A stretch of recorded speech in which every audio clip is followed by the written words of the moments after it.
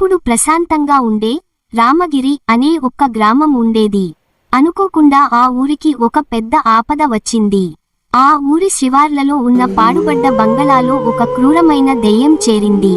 అది రాత్రిపూట వికటాట్టహాసం చేస్తూ పశువులను ఎత్తుకెళ్తూ ఊరి ప్రజలను భయభ్రాంతులకు గురిచేసేది.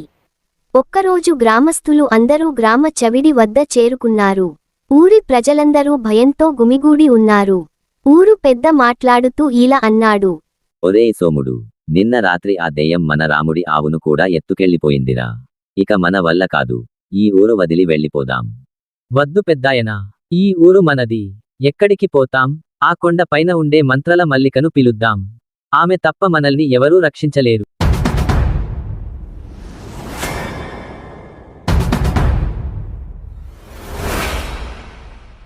ఎవరూ ఎక్కడికి వెళ్ళక్కర్లేదు. ఆ దెయ్యం కాలం చెల్లింది.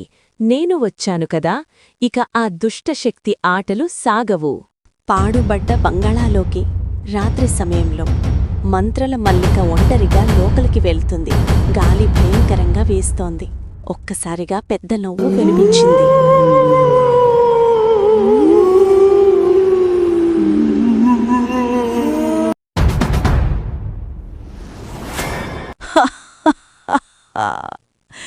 ఎవరు నువ్వు? చావును వెతుక్కుంటూ నా కోటలోకి వచ్చావా? నిన్ను కూడా ముక్కలు ముక్కలు చేసి తినేస్తాను. నోరు మూయి.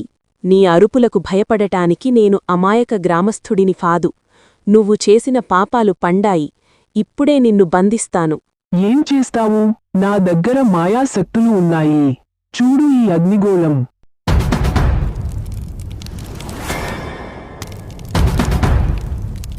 నీ మంటలు నన్నేమీ చేయలేవు. ఇదిగో ఈ పవిత్ర భస్మం రుచి చూడు.